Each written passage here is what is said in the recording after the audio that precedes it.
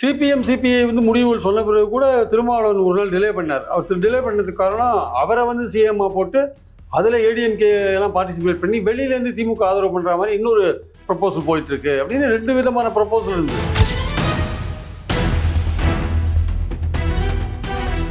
ஏன்னா விஜய் ஆட்சியில் உட்கார வச்சா அந்த இரு திராவிட கட்சிகளும் அழிஞ்சு போயிடும், அடுத்த 10 வருஷத்துக்கு ஆட்சிக்கு வர முடியாது போன்ற பல விஷயங்கள் அவங்க சந்தேகப்பட்டு அவங்களுக்கு ஒரு பயம் வந்துடுது.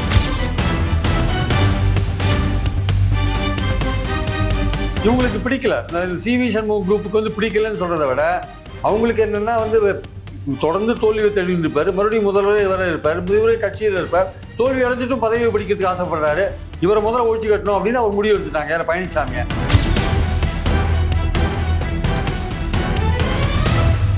அது வந்து பாஜகவுக்கும் தெரிஞ்சிருக்கும்ல, அவங்க இன்டெலிஜென்ஸுக்கும் தெரிஞ்சிருக்கும்ல, அவங்க கவர்னருக்கு சொல்லியிருப்பாங்க இவரை திருப்பி கேளுங்க, இவர் 118 கொண்டு வரையும் பாருங்கள், இல்லாட்டி டக்குன்னு வேறு யாராவது அடுத்தது ஒரு சான்ஸ் கொடுத்து அவங்களுக்கு ட்ரை பண்ணி பாருங்கன்னு சொல்லியிருப்பாங்க.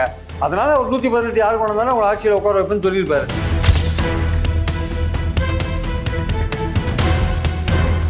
அந்த மாதிரி ஒரு பேச்சு வரும்போது திரும்ப அதை பற்றி யாரோ வதந்தி பேசினாங்க, அது பேசினாங்க, நடுவில் மீடியேட்டர் பேசினாங்க, யாரோ பேசினாங்கல்ல, நீங்கள் உடனே மறுத்துருக்க வேண்டியது தானே. குறுக்கு வழியில் போகிற விஷயம் தெரியல உங்களுக்கு. அவரே அதே திரும்ப என்ன சொன்னார், 2 நாள் கழிச்சு பட்டியல் இனத்தவரை வந்து முதல்வராக ஏற்றுக்கொள்கிற அளவுக்கு தமிழ்நாட்டில் இன்னும் அரசியல் நிலைமை மாறவில்லை.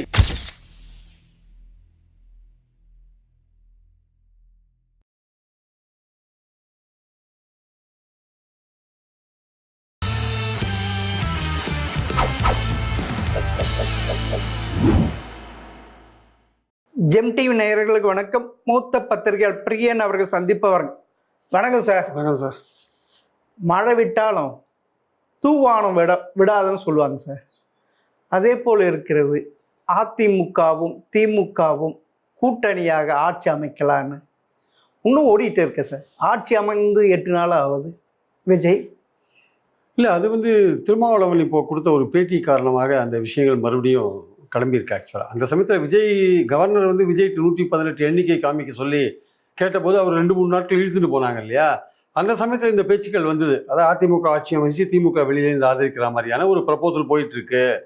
அதுக்கு வந்து திமுகவோட கூட்டணி கட்சிகள் வந்து உதவி பண்ணணுன்ட்டு திமுக தரப்பில் யாரோ கேட்டிருக்காங்க அப்படின்ற மாதிரி பேச்சுக்கள் வந்தது.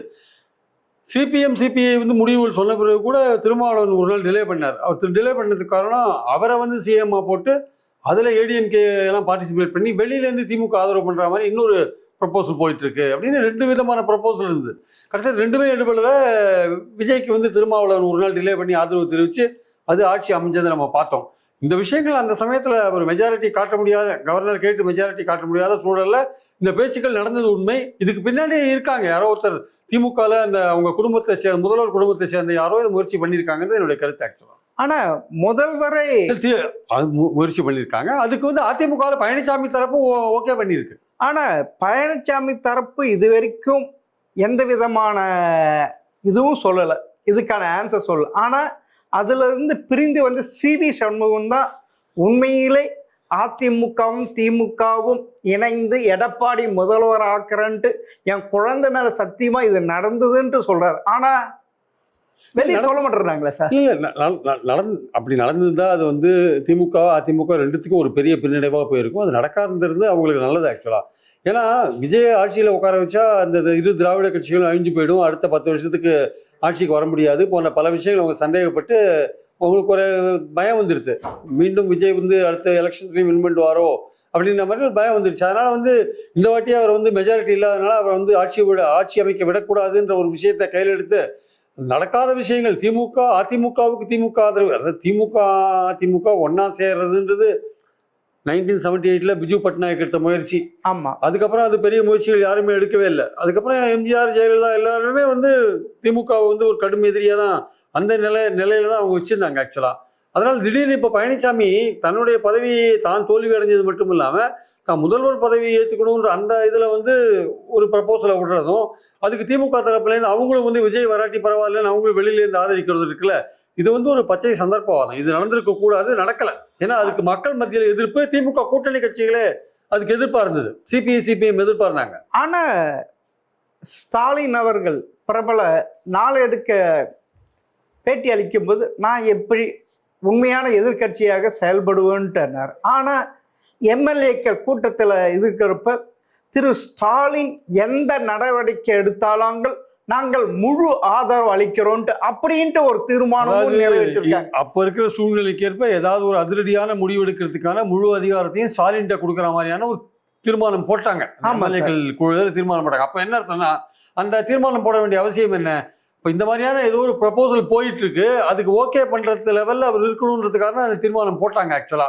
அதனால ஏதோ ஒரு முயற்சி நடந்திருக்கு சார். அதாவது இது வந்து முதல்வர் ஸ்டாலின் தான் எடுத்தார் அந்த முயற்சி, இல்லை அவரை சுற்றி இருக்கிறவங்க வேற யாராவது எடுத்தாங்கன்னா நமக்கு ஆதாரபூர்வமாக தெரியாது.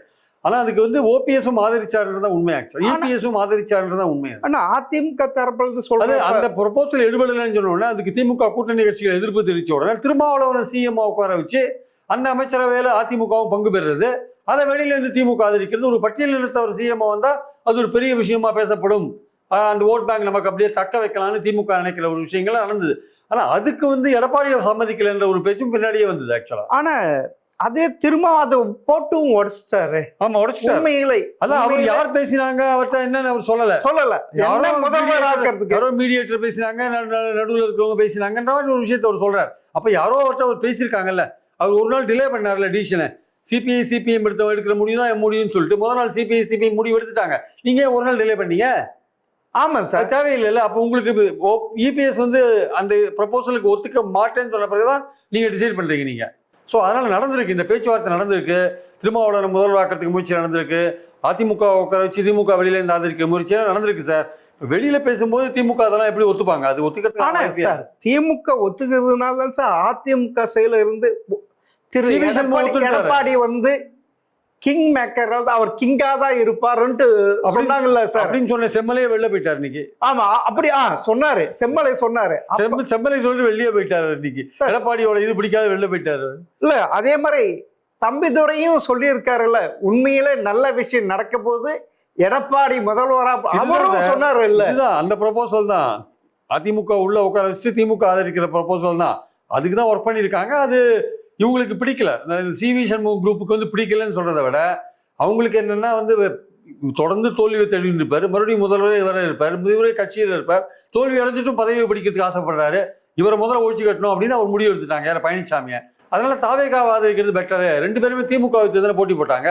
அதிமுகவும் தாவேகாவும் திமுகவுக்கு தான் போட்டி போட்டாங்க. அதிமுக தாவேகாவோட சேர்றதுல ஒரு அர்த்தம் இருக்கு. ஏன்னா திமுக எதிர்ப்பு ரெண்டு பேருக்கும் ஒன்னா இருக்கு. அவங்க போய் சேரலாம், சிவி சண்முகம் வேலுமணியும் சேரலாம். அதில் வந்து என்னன்னா எடப்பாடிக்கு என்ன பிரச்சனை அதுலன்னா அவருக்கு உரிய இது கிடைக்குமாங்க, பதவி கிடைக்குமா? அவர் சிஎம் லெவலில் இருந்தவர், அங்கே போய் டெப்டி சிஎம் லெவலில் உட்காரணுமா? அது கொடுப்பாங்களா மாட்டாங்களா தெரியாது. அதனால இவர் வந்து ஒத்துக்கல அதுக்கு ஆக்சுவலாக. அப்போ அவங்க பாதி பேர் பிரிஞ்சு அங்கே போய் அவர் ஆதரிக்க போயிட்டாங்க, யார் தாவேக்காவை ஆதரிக்க போயிட்டாங்க. அது இன்ஃபேக்ட் வந்து திமுக எதிர்ப்புன்ற நிலையில் அது கரெக்டான விஷயம் அது ஆக்சுவலாக. ஆனால் ஆளுநர்கள் கூட அதில் கூட பாருங்க, ஃபஸ்ட்டு 108 போயிருந்து அப்புறமா பாஜக ஆதரவுன்ட்டு சொல்லிடுறப்ப நீங்கள் 118 எம்எல்ஏக்கு ஆதரவு வந்ததான் உங்களை ஏற்றுக்குவேன் அப்படின்னு சொல்கிறாரு. இன்னொன்று சொல்கிறேன்னு திமுகவும் அதிமுகவும் இணைந்து 118 கொண்டு வந்து அவங்களுக்கும் பதவி பிரமாணம் செய்து, அப்போனா இது எங்கிருந்தோ மேலேருந்து அழுத்தம் வந்திருக்குல்ல சார்? இல்லை சார், இங்கே இந்த மாதிரியான ஒரு விஷயங்கள் நடக்கிறது அது வந்து பாஜகவுக்கும் தெரிஞ்சிருக்கும்ல, அவங்க இன்டெலிஜென்ஸுக்கும் தெரிஞ்சிருக்கும்ல. அவங்க கவர்னருக்கு சொல்லியிருப்பாங்க, இவர் திருப்பி கேளுங்க, இவர் 118 கொண்டு வரையும் பாருங்க, இல்லாட்டி டக்குன்னு வேற யாராவது அடுத்தது ஒரு சான்ஸ் கொடுத்து அவங்களுக்கு ட்ரை பண்ணி பாருங்கன்னு சொல்லியிருப்பாங்க. அதனால அவர் 118 யார் கொண்டு வந்தாலும் அவங்களை ஆட்சியில் உட்கார வைப்பேன்னு சொல்லியிருப்பாரு. அவருக்கும் வந்து இந்த மெசேஜ் போயிருக்கும்ல, திமுக அதிமுக உள்ள உட்கார வச்சு வெளியில திமுக ஆதரிக்கிற ப்ரப்போசல் போயிட்டு இருக்கிறதுன்னு தெரியும். அதே மாதிரி இந்த ப்ரப்போசல்ல இன்னொரு சேஞ்சா வந்து திருமாவ முதல்வராக வச்சு அதிமுக அமைச்சரவையில் திருமாவ முதல்வர், அதிமுக துணை முதலமைச்சர் எடப்பாடி போன்ற விஷயங்கள் அது ஒரு பேச்சு போயிட்டு இருக்கிறதுன்னு தெரியும். இது ரெண்டுமே எடுபடலைன்ற போதுதான் கடைசியில் திரும்ப ஆதரிக்க வேண்டிய நிலைக்கு தள்ளப்பட்டார். இதெல்லாம் கவர்னருக்கு தெரிஞ்சுதான் அவர் 118 யார் கொண்டு வராங்களோ அவங்களுக்கு ஆதரவு. அப்படி பார்த்தாலுமே இந்த ரெண்டு பேருமே சேர்ந்தாலும் 118 எப்போ வரும்னா திமுக கூட்டணி கட்சிகள் ஆதரிச்சாதான் வரும். ஆனா அப்போ கூட அங்க பாமகவும் இருக்கு, இங்க விசிகாவும் இருக்கு. அப்படி இருக்க அதுவும் ஒன்றும் சேராது இல்லை சார்.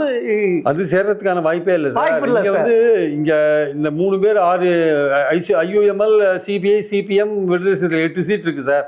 அப்புறம் அது அவங்க ஒரு 59 இருக்காங்க, இங்கே ஒரு 47 இருக்காங்க. இதெல்லாம் சேர்த்து அப்படியே 118 சேர்த்திலாம் மிச்சம் காங்கிரஸ் போன்ற ஏதாவது நம்ம வாங்கிக்கலான்ற மாதிரி ஒரு முயற்சி எடுத்திருப்பாங்க. ஆனால் அது எல்லாமே டோட்டலாகவே அந்த முயற்சிகள்லாம் தப்பு சார். ஏன்னா மக்கள் வந்து யாருக்கு ஓட்டு போட்டாங்கன்னா 107 இடங்கள் கொடுத்தது யாருக்குன்னா தாவேக்காவுக்கு தான் கொடுத்தாங்க. அதான் தாவேக்காவை ஆட்சி அமைக்கிறதுக்கான வாய்ப்பு கொடுக்கறது, அவங்கள முழு வாய்ப்பு உங்களுக்கு கொடுக்கறது தான் நியாயமான நடைமுறையாக இருக்க முடியும். அதை விட்டுட்டு நடுவில் ஒரு குறுக்கு சாலை ஓட்டுற விஷயம் இருக்குல்ல, அது தவறான ஒரு முடிவு. அந்த முடிவை திமுகவில் யார் எடுத்திருந்தாலும் அது தப்பு தான். அது ஆக்சுவலாக வந்து அதிமுகவில் யார் எடுத்திருந்தாலும் தப்பு தான். எடப்பாடி பழனிசாமி இது எடுத்திருந்தாலும் தப்பு தான். அது அந்த விஷயத்தில் சிவி சண்முக வேலுமணி சொன்னது கரெக்டு. அவங்க அதை அவரை விட்டு பிரிஞ்சு போகிறதுக்கு தான் காரணம்னு சொன்னது கரெக்டு. அது ஒரு எடுக்காத இருந்தாலும் ஒரு அவங்க இருந்திருப்பாங்களான்னு நீங்கள் ஒரு கேள்வி கேட்கலாம். ஆனால் இவங்க பிரியறதுன்னு முடிவு பண்ணிட்டாங்க சார். ஒரு காரணம் வந்து சொன்ன காரணம் வேலிடாக இருக்குது. இப்போ இவங்க சிவி சண்முக வேலுமணியும் 11 தோல்வி பழனிசாமி வெற்றி விடுறது பெட்டர்னு நினச்சிட்டாங்க. அதுக்கு வந்து இந்த காரணம் சொன்ன காரணம் கரெக்டு. ஆனால் இந்த காரணம் வந்து சொல்லாத இருந்தாலும் என்ன பண்ணியிருப்பாங்கன்னா அப்பவும் பிரிஞ்சு போய் தாவேக்காவை தான் ஆதரிச்சுப்பாங்க. ஆனால் அதுக்கு முன்னே சிவி சண்முகமும் வேலுமணி இவங்களாம் விஜய் பாஸ்கர் வெளியேறதுக்கு முன்னே அது கூவத்தூர் மாதிரி புதுச்சேரியில் மொத்த எம்எல்ஏக்கள் போட்டு இது பண்ணி வச்சிருந்தாங்க சார். அப்பையும் இது ஓடிட்டு அப்போ கையெழுத்து வாங்கியிருக்குன்னு சொல்லியிருக்காங்களே சார். இல்லை அப்போ கையெழுத்துலாம் வாங்கியிருக்காங்க சார், எல்லாம் கரெக்டு. அப்போ கையெழுத்து வாங்கியிருக்காங்க, இவ்வளோ பேர் வந்து வேலுமணி ஆதரிக்கிறாங்க, எல்லாம் கையெழுத்துலாம் வாங்கியிருக்கிறதா சொல்கிறாங்க, கொரோனா தேர்ந்தெடுத்தா கையெழுத்து வாங்கியிருக்கிறதா சொல்கிறாங்க, எல்லாம் உண்மைதான். ஆனால் அந்த விஷயத்தில் வந்து கவர்னர் வந்து 118 இடங்கள் கேட்டது, அது டிலே பண்ணது கூட சரியில்லை. ஃப்ளோர் டெஸ்ட்டுக்கு அலோவ் பண்ணியிருக்கணும். அவர் 107 இடங்கள் 112 இடங்கள் காமிச்சாரு, ஃப்ளோரில் டெஸ்ட் பண்ணிக்கோங்கன்னு சொல்லியிருக்கலாம். அது இழுத்தடிச்சது தப்பு. ரெண்டாவது, பழனிசாமி வந்து அவர் கொடுக்குற லெட்டர் தான் எழுதணும். கொரோனாவை பற்றி மட்டும் அவர் கொடுக்குற லெட்டர் தான் எழுதணும். கட்சி தலைமை தான் முக்கியம் ஆக்சுவலாக. அந்த கட்சி தலைமை யார் கொரோனான்னு சொல்லுதோ அவங்க தான் கொரோனா. கட்சி தலைமை ஒரு டைரக்ஷன் கொடுத்தா அந்த வழி தான் நடக்கணும் ஆக்சுவலாக. அது சுப்ரீம் கோர்ட் ஜட்ஜ்மெண்ட்டே இருக்குது ஆக்சுவலாக. அதனால் வேலுமணி பாடலாம் கொஞ்சம் திண்டாட்டம். இப்போ வேலுமணி என்ன சொல்கிறாங்க, நாங்கள் மெஜாரிட்டி இருக்கோம், நாங்கள் கொரோனாலாம் தேர்ந்தெடுத்துட்டோம், நாங்கள் வந்து ஒரு கொரோனா பிபி இஷ்யூ பண்ணியிருக்கோம். அது விஜயபாஸ்கர் நினைக்கிறேன். ஆமாம் சார், விஜயபாஸ்கர் அவர் மூலமாக நாங்கள் இஷ்யூ பண்ணியிருக்கோம் விப்பு.